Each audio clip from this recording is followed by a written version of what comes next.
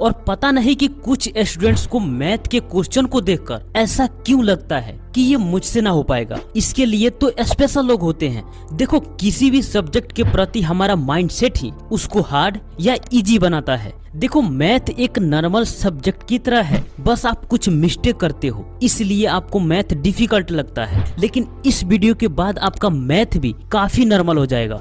हो सकता है कि इसके बाद आप मैथ में बाकी सब्जेक्ट से अच्छा कर पाओ, और ऐसा हो सकता है 100%। देखो, कोई भी सब्जेक्ट हार्ड तभी होता है जब वो हमारे पल्ले ना पड़ता हो, समझ में ना आता हो। आपको हिस्ट्री हार्ड क्यों नहीं लगता, जियोग्राफी हार्ड क्यों नहीं लगता, साइंस हार्ड क्यों नहीं लगता? क्योंकि वो आपको पढ़ते वक्त लाइन बाय लाइन समझ में आ जाता है। लेकिन मैं इतना जरूर कह सकता हूँ कि आपको उसमें से बहुत कुछ याद नहीं होगा। भले आप आंसर को 10 बार याद करके भूल जाओ, लेकिन आप इसे हार्ड नहीं बोलोगे। लेकिन मैथ एक ऐसा सब्जेक्ट है जिसको याद करने की जरूरत नहीं होती, बस कंसेप्ट को समझना और कुछ फार्मूले को याद करना होता है, और थोड़ी सी लॉजिक लगाकर आप किसी भी क्लास के मैथ को पूरा कंप्लीट कर सकते हो। अब मैं आपको बताऊंगा कि आप मैथ को इजी कैसे बना सकते हो, और जिनका मैथ इजी नहीं है वो कहाँ गलती कर रहे हैं। और हाँ, एक बात क्लियर कर दूं कि मैथ में मेहनत लगता है, और जो स्टूडेंट्स मेहनत करने से डरते हैं उनके लिए शायद मैथ नहीं है। अब आप इतना मत डरो कि मैथ में बहुत ज्यादा मेहनत लगता है, ऐसा नहीं है। आप बाकी सब्जेक्ट से थोड़ा ज्यादा समय दोगे तो आपका मैथ भी काफी इजी हो जाएगा।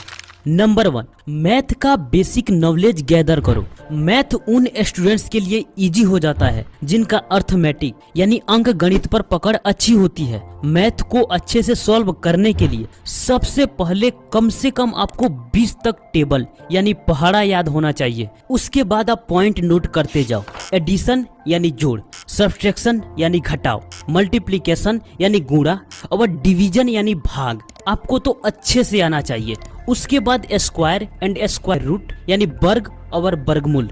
उसके बाद एलसीएम एंड एचसीएफ। उसके बाद फ्रैक्शन यानी भिन्न, इसका भी जोड़ घटाव गुना और भाग होता है।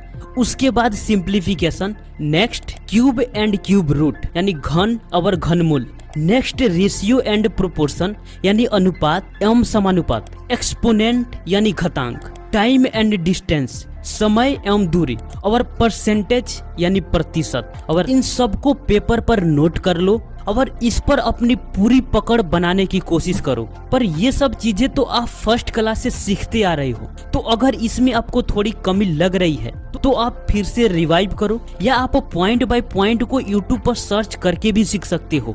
अगर इस पर आपकी पकड़ अच्छी हो गई तो मैथ आपके लिए इजी और इजी हो ही जाएगा। ये मैथ का बेसिक नॉलेज है, और इन्हीं बेसिक्स पर जिनकी पकड़ अच्छी नहीं होती उनके लिए मैथ चैलेंजिंग यानी डिफिकल्ट हो जाता है।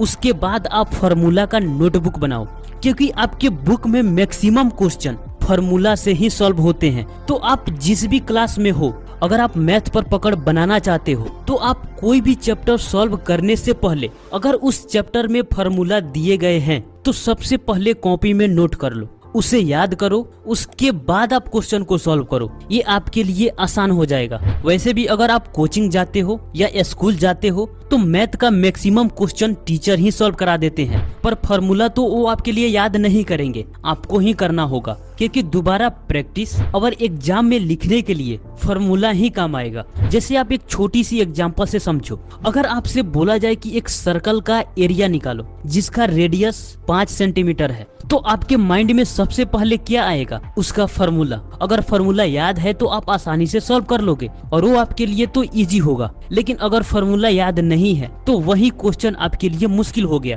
तो सबसे पहले आपका काम है कि मैथ का बेसिक्स पर पकड़ बनाओ।